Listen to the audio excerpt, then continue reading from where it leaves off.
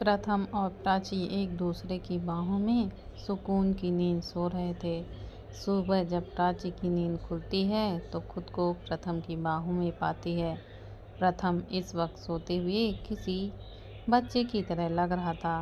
प्रथम को देखकर प्राची के फेस पर स्माइल आ जाती है। प्राची प्रथम को मुस्कुराते हुए देख रही थी। तभी प्रथम की नींद भी खुलने लगती है तो प्राची जल्दी से अपनी आंखें बंद कर लेती है। वहीं प्रथम की नज़र प्राची के खूबसूरत फेस पर जाती है। तभी प्रथम आगे बढ़कर प्राची के होठों पर एक सॉफ्ट किस कर देता है। प्रथम के किस करने पर प्राची कुछ रिएक्ट नहीं करती, वो बस अपनी आंखें बंद करके लेटी रहती है। वहीं प्रथम ने प्राची को देख कर कहा, आई एम सॉरी प्राची, मैंने तुम्हारी परमिशन के बिना किस किया, लेकिन जागने पर तुम मुझे किस नहीं करने देती और मुझे तुम्हें किस करने का बहुत मन कर रहा था। और फिर प्रथम वहाँ से उठकर वॉशरूम में चला जाता है। प्रथम के जाने के बाद प्राची उठकर बैठ जाती है। प्राची का हाथ खुद ब खुद अपने होठों पर चला जाता है और उसके होठों पर एक स्माइल आ जाती है। प्राची भी उठकर क्लोरोसेट रूम की तरफ चली जाती है। कुछ देर बाद प्रथम वॉशरूम से बाहर आता है। प्रथम इस वक्त सिर्फ टॉवल में ही था। तभी प्राची भी क्लोरोसेट रूम से बाहर आती है।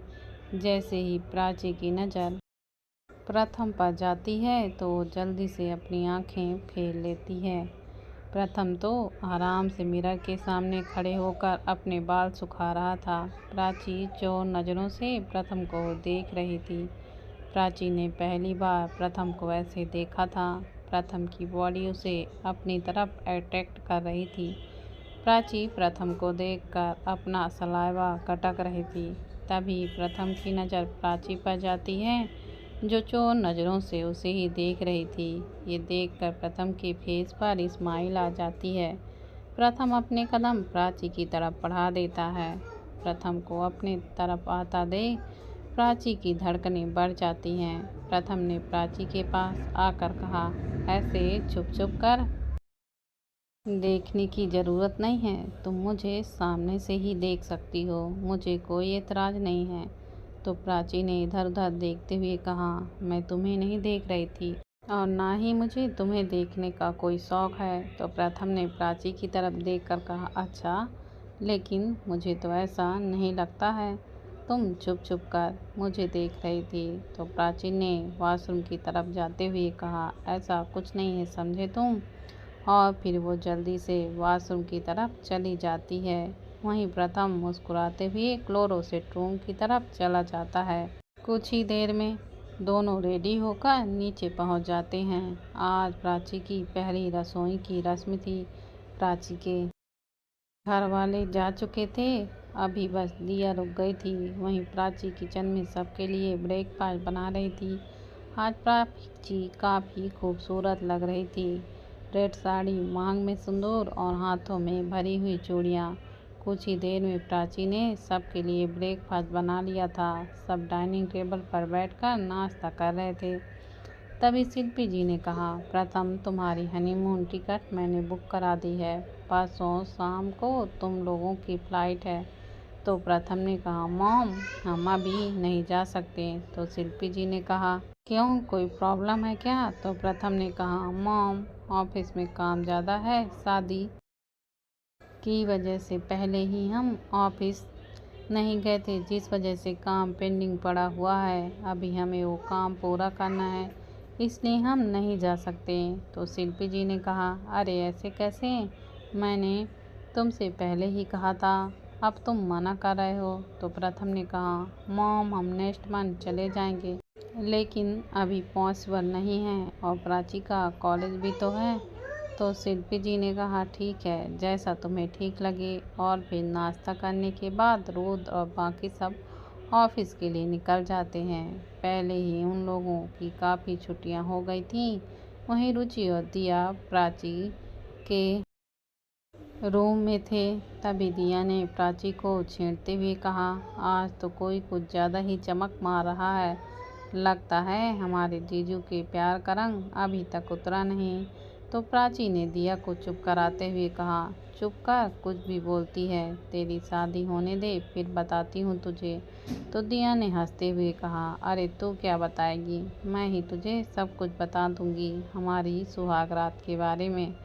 तो प्राची ने दिया के सर पर मारते हुए कहा, चुप कर बेशरम, वो लोग एक दूसरे से बात करने में मस्त थे, ऐसे ही पूरा दिन निकल जाता है। शाम को सब लोग हॉल में बैठकर कॉफ़ी पी रहे थे। तभी प्रथम और बाकी सब भी ऑफिस से आ गए थे। वो लोग भी सबके साथ वहीं हॉल में बैठ गए थे।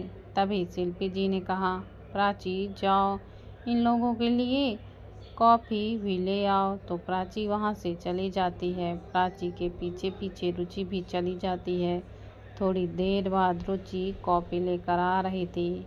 तभी रितिका की नज़र रुचि पर जाती है, जो मुस्कुराते हुए चली जा रही थी। रुचि की मुस्कुराहट देखकर रितिका को जलन हो रही थी। तभी रुचि रितिका के बगल से निकलती है तो रितिका जानबूझकर अपना पैर अड़ा देती है, जिससे रुचि लड़खड़ाकर गिर जाती है और उसके हाथ से कॉफ़ी गिर जाती है। कॉफ़ी रुचि के पैरों पर गिरी थी। तभी रोद ने एकदम से खड़े होकर रुचि के पास जाकर कहा, तुम ठीक हो? तो रुचि ने रोते हुए कहा, बहुत जल रहा है। तभी रोद की नज़र रुचि के पैरों पर जाती है तो उसे गोद में उठाकर रूम की तरफ चला जाता है। रितिका तो बस रोद को ही देख रही थी। वहीं रोद पहले रुचि को वॉशरूम पर ले जाकर उसके पैर वॉश कराता है और फिर ले जाकर बेड पर बैठा देता है। रोद ने रुचि के पैरों को देखते हुए कहा, कितनी बार कहा है तुमसे कि संभल कर चला करो। ये बताओ किसने कहा था कि तुमसे कॉफ़ी लाने के लिए? अब तक सब लोग वहाँ आ गए थे और सबके पीछे पीछे रितिका भी वहाँ पहुँच गई थी। शिल्पी जी ने रुचि के पैरों को देखते हुए कहा, शुक्र है भगवान का ज़्यादा नहीं जला, मैं दवाई लगा देती हूँ, आराम मिल जाएगा। और फिर शिल्पी जी रुचि के पैरों पर दवाई लगाने लगती हैं। वहीं रोद बस रुचि को ही घूरे जा रहा था। तभी प्रथम ने रुचि के सिर पर हाथ फेरते हुए कहा, बच्चा तुम्हें ख्याल रखना चाहिए, अगर ज़्यादा जल जाता तो रुचि ने कहा, आगे से ऐसा नहीं होगा, मैं ख्याल रखूँगी। तभी रोद ने कहा, बहुत हो गया तुम्हारा, अब हम ओबरॉय पैलेस जा रहे हैं। इस वक्त किसी ने रोद से कुछ भी कहना ठीक नहीं समझा। तभी रुचि ने मना करते हुए कहा, नहीं मुझे अभी नहीं जाना। तो रोद ने रुचि से कहा, क्यों, अभी क्या प्रॉब्लम है? तो रुचि ने रोद से कहा, मुझे अभी यहीं माँ और प्राची के पास रहना है, आपके साथ नहीं जाना, आप मुझे डांटेंगे और गुस्सा करेंगे। रुचि को अच्छे से पता था कि रोद उस पर गुस्सा करेगा। रुचि की बात सुनकर सब रोद की तरफ देखते हैं, जो इस वक्त रुचि को ही देख रहा था। और फिर रोद रूम से बाहर चला जाता है। रोद के पीछे प्रथम और बाकी सब लोग भी चले जाते हैं। तभी शिल्पी जी ने रुचि से कहा, रुचि रोद का गुस्सा सही है, तुम्हें अपना ख्याल रखना चाहिए, अभी अगर ज़्यादा जल जाता तो। इस पर रुचि ने कुछ नहीं कहा। तभी शिल्पी जी ने उसके सर पर हाथ फेरते हुए कहा, अभी रेस्ट करो, यहाँ से उठना मत, मैं रोज से बात करूँगी, वो गुस्सा नहीं करेगा। इतना बोलकर शिल्पी जी वहाँ से चली जाती हैं। प्राची वहीं रुचि के पास रुक गई थी। दिया वहाँ नहीं थी, वो आज दिन में ही अपने घर चली गई थी। वहीं रितिका को कुछ पल्ले नहीं पड़ रहा था कि आखिर रोद रुचि को अपने साथ ओबरॉय पैलेस क्यों ले जाना चाहता था। रितिका भी वहाँ से चली जाती है। वहीं हॉल में सब लोग बैठे हुए थे। रोद और उसके दोस्त इस वक्त स्टडी रूम में थे। लगभग रात के 8 बजे रोद रूम से वापस आता है तो देखता है रुचि अभी भी प्राची से बात कर रही थी। तभी प्राची की नज़र रोद पर जाती है तो प्राची ने उठते हुए रुचि से कहा, अच्छा रुचि, अब मैं चलती हूँ। और फिर प्राची वहाँ से चली जाती है। तभी रुचि ने रोद से कहा, आप अभी भी गुस्सा हो? तो रोद ने रुचि के पास आकर कहा, नहीं मैं गुस्सा नहीं हूँ। फिर रोद ने रुचि का गाल सहलाते हुए कहा, उस वक्त मुझे गुस्सा आ गया था क्योंकि तुम बिल्कुल भी अपना ख्याल नहीं रखती। अगर तुम्हें ज़्यादा चोट आ जाती तो तुम्हें पता है, चोट तुम्हें लगती है तो दर्द यहाँ होता है। ये बात रुचि ने अपने दिल के पर हाथ रखते हुए कही थी। रुचि ने मासूम सा फेस बनाकर कहा, मैं आगे से ख्याल रखूंगी। तो रुचि ने मुस्कुराते हुए कहा, गुड गर्ल। अब रुचि वहाँ से खड़े होकर बाथरूम की तरफ चला जाता है।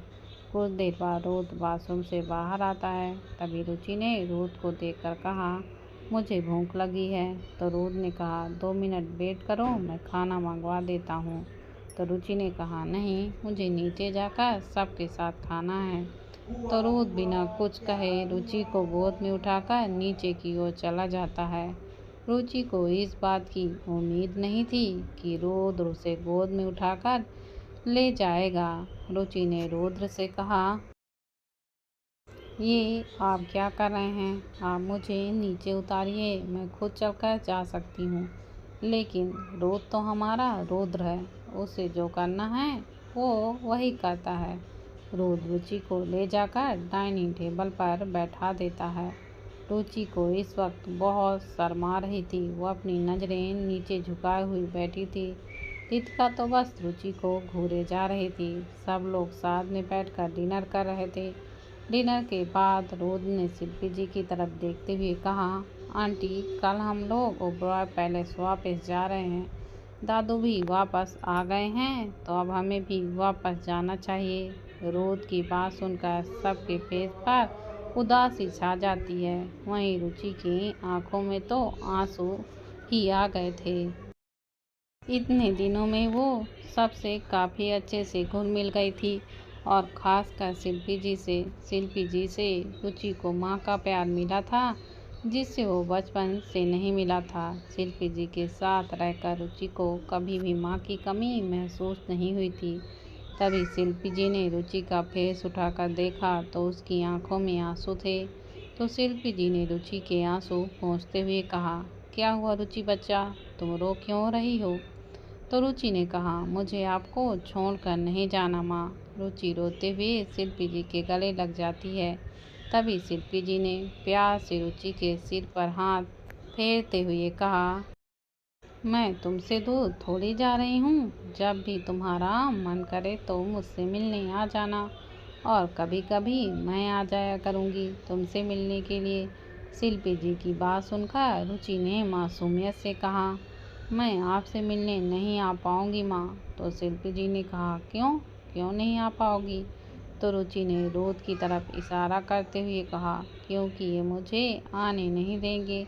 आपको पता है, ये मुझे घर से कहीं बाहर ही नहीं जाने देते। कॉलेज भी तो बहुत मुश्किल से जाने दिया है। तो शिल्पी जी ने मुस्कुराते हुए कहा, ऐसा कुछ नहीं होगा, रुद्र तुम्हें नहीं रोकेगा, तुम जब चाहो यहाँ पर आ सकती हो। तो रुचि हाँ में सिर हिला देती है। तभी रुद्र ने उठते हुए कहा, अगर मेरी शिकायत कर ली हो तो चलें, या अभी शिकायत करनी है?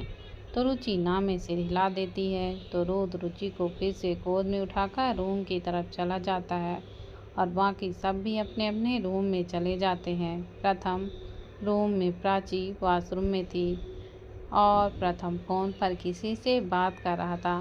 तभी प्राची बाहर आ जाती है और फिर प्रथम चेंज करने के लिए चला जाता है।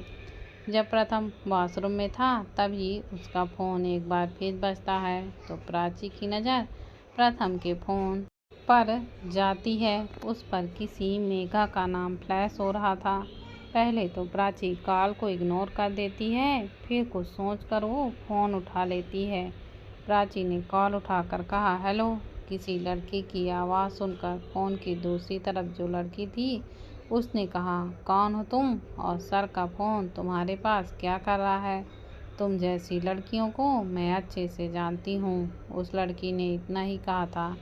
तभी प्राची ने उस पर चिल्लाते हुए कहा, हो कौन हो तुम, और मैं तुम्हें बता दूँ, मैं तुम्हारे सर की वाइफ हूँ, समझी तुम?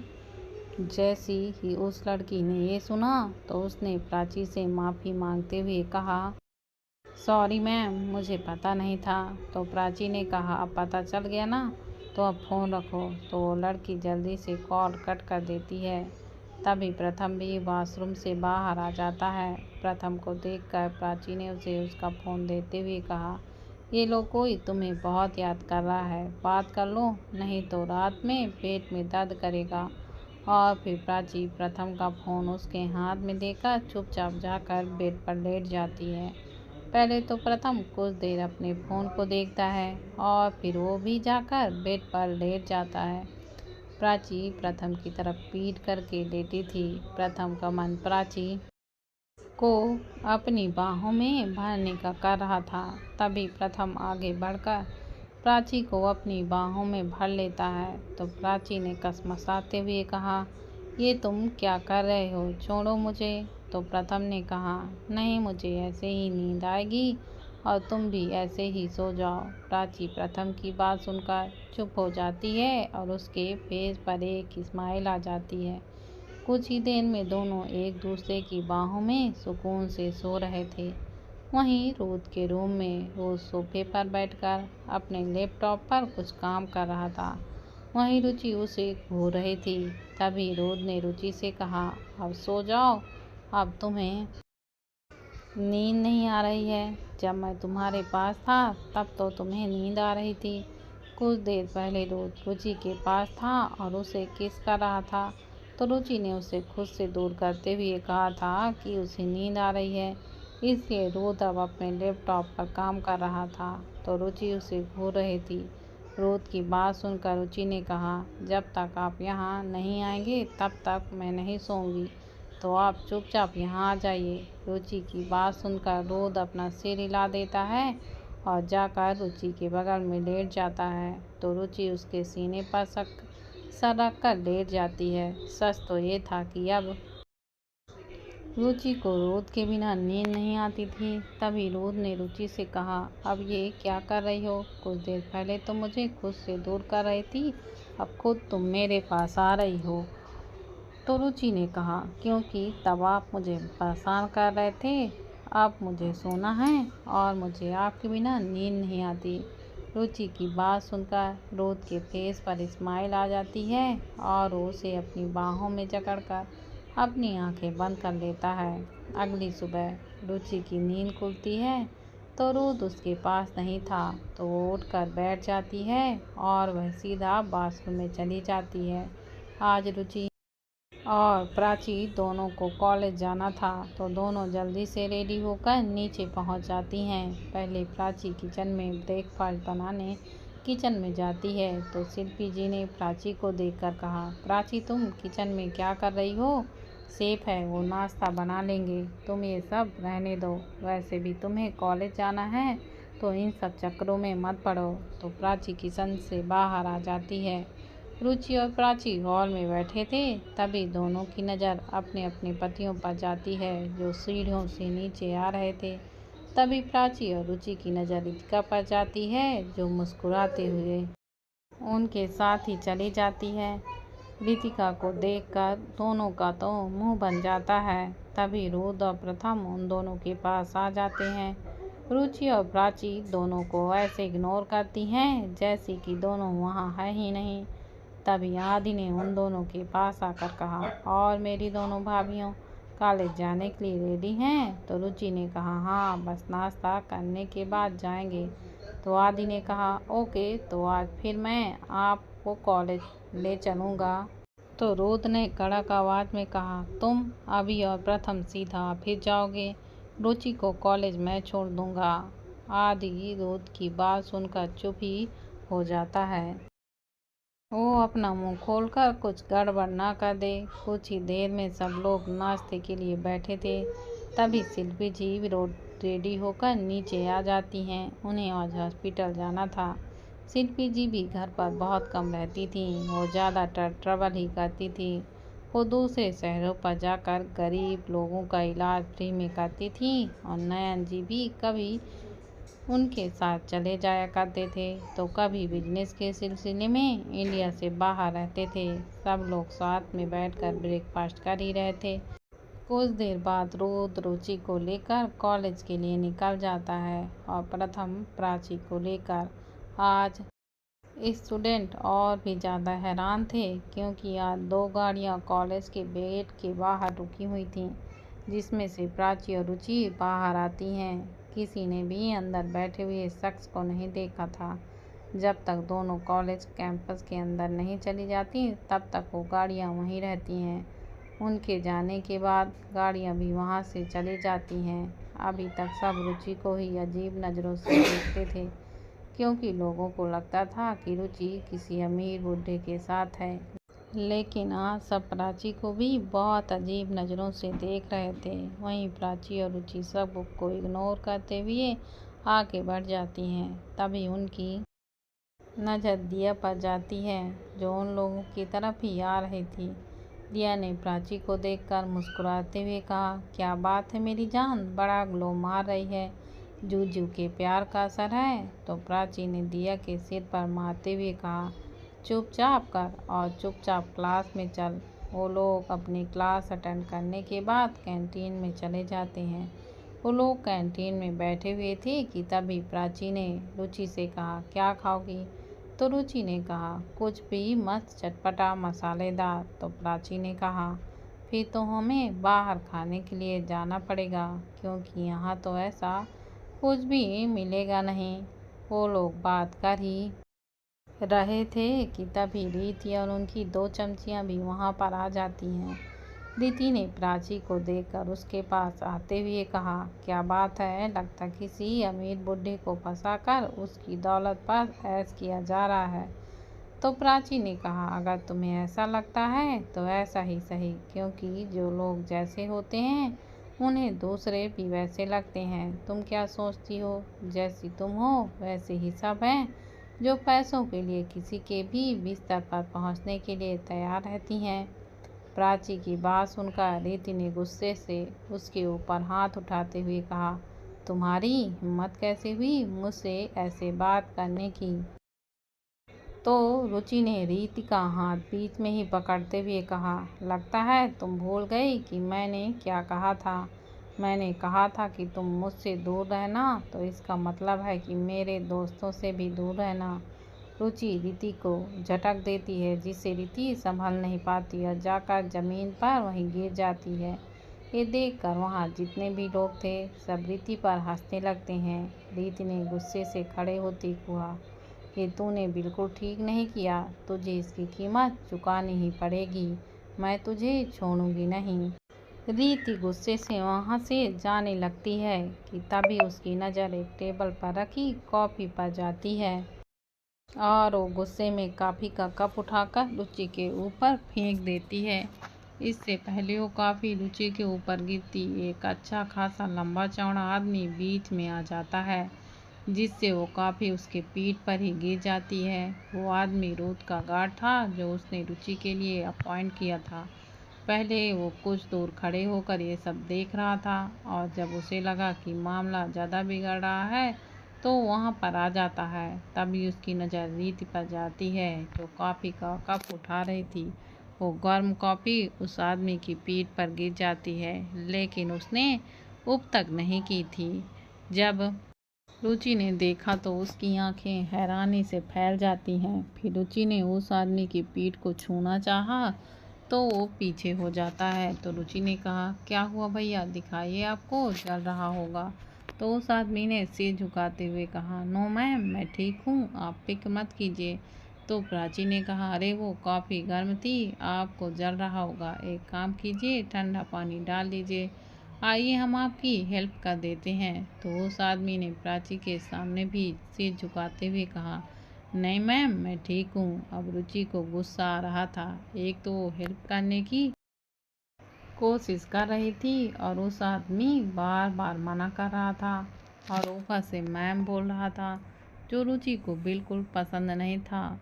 ऊपर से उसे रीति के ऊपर भी गुस्सा आ रहा था। तभी रुचि ने गुस्से से चिल्लाते हुए कहा, क्या मैम मैम लगा कर रखा है, और जब हम लोग बोल रहे हैं कि हम आपकी हेल्प कर देते हैं तो भी पता नहीं आपको क्या प्रॉब्लम हो रही है। फिर रुचि ने आर्डर देते हुए कहा, चुपचाप जाइए और यहाँ बैठिए। रुचि की बात सुनकर वो आदमी जाकर बैठ जाता है। तभी रुचि ने कहा, अपनी शर्ट निकालिए। रुचि की बात सुनकर वह आदमी हैरानी से रुचि की तरफ देखता है और वह रुचि से कहता है, जी। तो रुचि ने कहा, अरे मैंने कहा अपनी सेट निकालिए। रुचि की बात सुनकर वो आदमी जल्दी से खड़ा हो जाता है। फिर उसने सिर झुकाते हुए कहा, सॉरी मैम, लेकिन मैं ये नहीं कर सकता। अगर बॉस को पता चला तो मुझे जान से मार देंगे।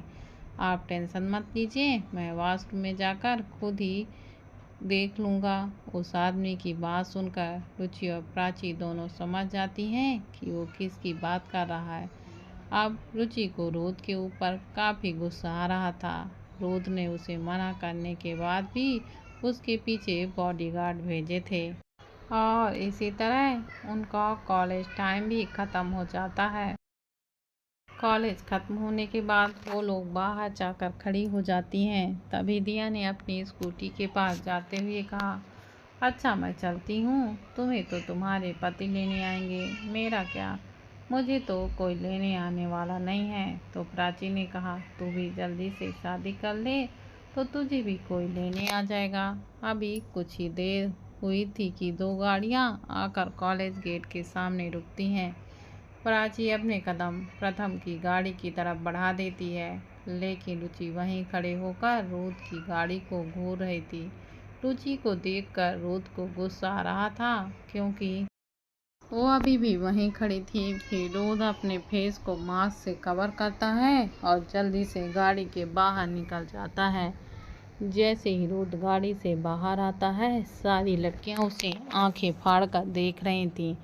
भले उसका फेस दिखाई नहीं दे रहा था, लेकिन उसकी पर्सनालिटी वो सब कुछ बयां कर रही थी। रोद रुचि के पास पहुंचकर बिना कुछ कहे उसे गोद में उठाकर गाड़ी की तरफ बढ़ जाता है। सब लोग उन्हें ही देख रहे थे, जिससे रुचि को शर्म आ रही थी। रुचि ने रोद की बाहों में कसमसाते हुए कहा, ये क्या कर रहे हैं आप, छोड़िए मुझे, सब देख रहे हैं। तो रोद ने सामने देखते हुए कहा, सो व्हाट, मुझे कोई प्रॉब्लम नहीं है और ना ही तुम्हें होना चाहिए। दोस्तों, अगर आपको मेरी कहानी पसंद आती है तो प्लीज़ मेरे चैनल को ज़्यादा से ज़्यादा शेयर करें, सब्सक्राइब करें।